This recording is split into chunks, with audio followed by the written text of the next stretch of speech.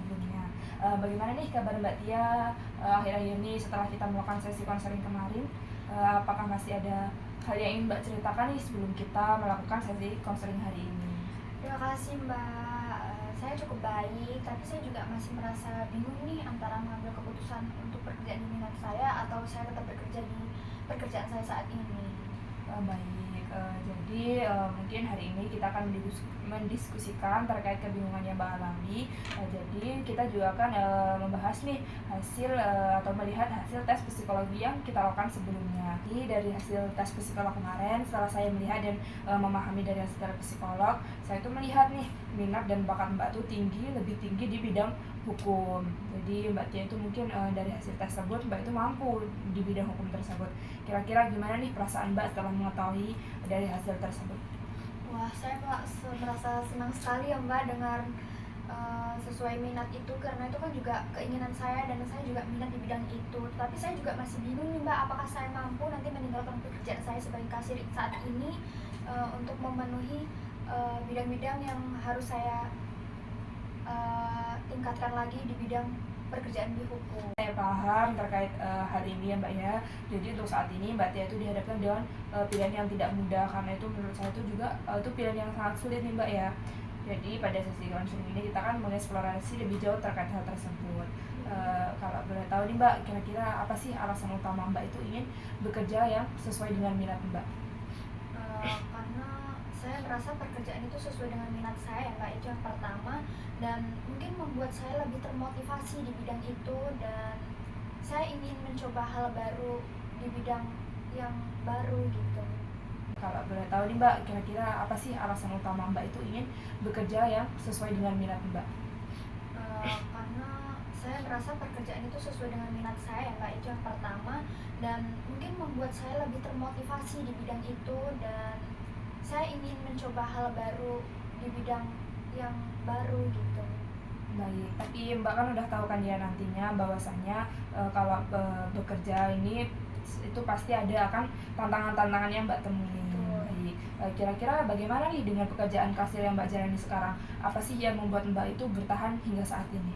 Mungkin bertahan di pekerjaan saat ini itu gaji yang cukup ya Mbak, itu yang pertama, dan itu tuh bisa mencukupi kehidupan saya sehari-hari nih gitu. Tapi saya juga merasa bosen sih di pekerjaan yang saat ini.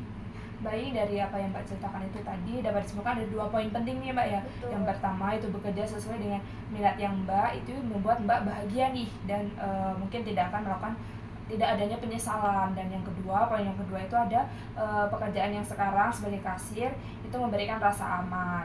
Kira-kira bagaimana, apakah pemahaman saya itu benar Mbak terkait hal tersebut? Betul. Baik, jadi untuk sekarang coba nih Mbak bisa bayangin 2 skenario tersebut. Pertama, Mbak itu bekerja sebagai kasir nih. Kira-kira apa sih yang Mbak bakal rasakan untuk 5 tahun ke depan? Mungkin saya tetap merasa stabil ya Mbak di situ, karena kebutuhan saya terpenuhi. Tapi saya mungkin nantinya ke depannya akan menyesal gitu, karena saya tidak mencoba hal baru yang saya minati. Baik, untuk sekarang nih coba bayangin untuk skenario yang kedua. Kira-kira bagaimana sih ketika Mbak itu mengambil resiko dan mulai bekerja tuh di bidang yang sesuai Mbak minati? Apa sih yang bakal Mbak rasakan untuk saat itu nanti? Mungkin saya lebih merasa puas ya Mbak, sudah mencoba hal baru dengan bidang yang sesuai saya minati, tapi ada rasa ketakutan juga sih. Ya, kalau ternyata tuh nggak sesuai dengan ekspektasi saya ke depannya gitu. Baik, itu kalau hal itu sih menurut saya itu hal yang wajar ya Mbak ya. Jadi apapun keputusan yang diambil, setiap keputusan yang kita ambil itu pasti ada akan tantangan ataupun resiko yang kita hadapi. Jadi dari 2 skenario ini, mana sih yang kira-kira itu lebih sesuai dengan minat ataupun tujuan hidup Mbak? Mungkin saya lebih mencari informasi ya Mbak, informasi pekerjaan di bidang yang saya minati itu, saya mungkin lebih meningkatkan nih keterampilan hal-hal baru yang harus saya coba gitu. Baik, itu merupakan keputusan yang sangat baik ya Mbak Tia. Jadi kira-kira apa nih langkah pertama Mbak yang ingin lakukan untuk mewujudkan hal tersebut? Mungkin saya akan mencoba hal baru dengan meningkatkan keterampilan yang lebih dalam lagi untuk memenuhi di bidang yang saya minati. Wah, luar biasa nih ya Mbak ya, langkah yang Mbak ambil, keputusan yang Mbak ambil ini sangat luar biasa. Saya cukup mendukung keputusan Mbak. Baik, kita sudah membahas banyak hal hari ini ya Mbak ya, mulai dari pilihan hingga ada langkah-langkah yang bisa ambil Mbak untuk kedepannya. Saya sangat menghargai nih kebenaran dan kejujuran Mbak dalam menyampaikan perasaan serta kebingungan. Jadi sebelum kita akhiri sesi konseling ini, apa sih yang Mbak dapat, apa sih hal utama yang Mbak pelajari pada sesi ini? Mungkin di sesi konseling ini saya juga pertama kali ya Mbak melakukan konseling ini, mungkin saya di sini tuh belajar banget, belajar banyak.